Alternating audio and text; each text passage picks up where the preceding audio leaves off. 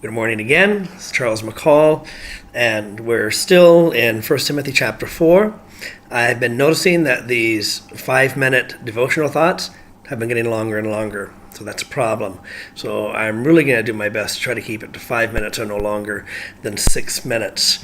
1 Timothy chapter 4, verse 12 is the very first sermonette, exhortation, thought that I shared as a new Christian. I had just finished a 3-month short Bible school training with Pastor Leon Willis, and I had the opportunity to speak at our graduation. And I was like 21 years old, and so this was the thought that I shared. Let no one despise your youth, but be an example to the believers in word, conduct, love, spirit, faith, and purity. And so Paul is speaking to Timothy, and I have another book in front of me, as well as my Bible. It's called Kenneth Wuest Word Studies in the Greek New Testament.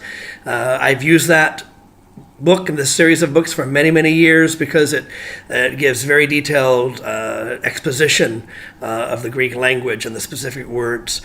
I like Paul because Paul is a list person. Paul is always giving lists of 9 fruit of the Spirit, 9 gifts of the Spirit, all over the place. He's giving a list. For me, I'm a checklist person also. And so for me, it's very easy. This is the list. This is what God says to do. Let's do it. And so in this passage, he gives us a list. First, he says, Timothy, don't let anyone look down on your youth. Timothy was the pastor of a very influential church, the Ephesian church, which Paul planted. Timothy was the second pastor. The Apostle John was the third pastor, or one of the pastors in a series of pastors. And from what I read in Kenneth Wuest Word Studies, that Timothy may have been about 38 or 40 years old at the time. And so being youthful is relative. And the context of the Greek says that there were those in the church that were actively despising him because he was a young guy of a large, influential church. And so Paul encourages him, Timothy, when people are opposing you, you don't need to stand up and bang them over the head and rebuke them publicly.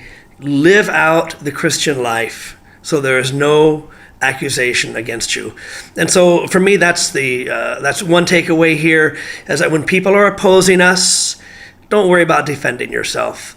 Just live out the Christian life in these areas. And there's 6 of them are listed, but again, according to everything I've read so far, word, conduct, love, spirit, faith, and purity, the spirit one is not in some of the original texts of the Greek language of the New Testament, and so it was probably added later by a scribe or somebody taking notes. So we'll just focus on 5 of them. Be an example. This is for all Christians, by the way, not just for pastors. This is common Christian character. Be an example. The word example is a model. It's a pattern. In other words, be a pattern for someone else to follow. Let others look at you and say, I want to be like that person. In 5 areas. In word, be careful about the words that we speak. Once they go out, we can't take them back. And so we need to have words of encouragement. We need to have words of hope, and we need to have words of truth. So we be an example in our words, be cautious all the time. In our conduct, in our activities, our nonverbal communication, the things that we engage in, there are some gray areas in the Christian life. And so we have to ask ourselves, am I going to make somebody else stumble? Or is somebody else going to be able to have an accusation against me because I participate in this activity? It may not be wrong. Romans chapter 14 and 15 tells us that there are some things that are not wrong for Christians to do, but they're not healthy. They're not really appropriate in that situation for Christians to do. And so we need to be beyond reproach, as it said earlier. And so we need to decide that there's some things that I can do as a Christian, but I'm just not going to do them because it might put me in a position where people can despise me or hold an accusation against me or even stumble because of me. Be an example in word, be an example in conduct, be an example in love. 1 Corinthians chapter 13 is our model, is our pattern. Love is selfless. So when people see you, they know that you are a person that loves them. You love sinners.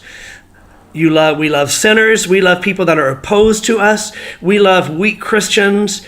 We should be impartial in our love, the same way that God is impartial in his love. The same way that Jesus Christ is 100% impartial in his love. He died for all of mankind.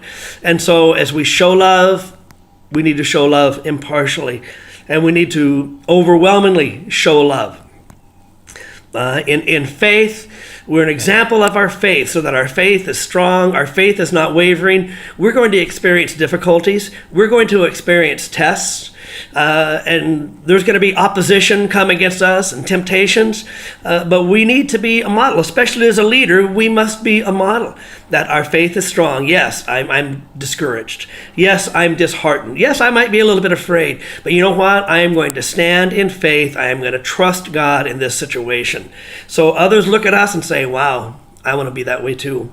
And then finally, in purity, in moral purity, in our thoughts. One of my former teachers that Cindy and I used to study with used to say that you need to guard your thoughts, you need to guard your words, and you need to guard your actions. And so pure in our thoughts. I'm just telling you, every sin starts with a thought. And so we need to take captive every thought and bring it into submission to the Lord Jesus Christ and to his word. We need to evaluate every thought that comes into our mind so it doesn't spring forth as an action, because every action starts with a thought. And so we need to have pure thinking and reject anything that comes to us that is not proper, and pure in our actions.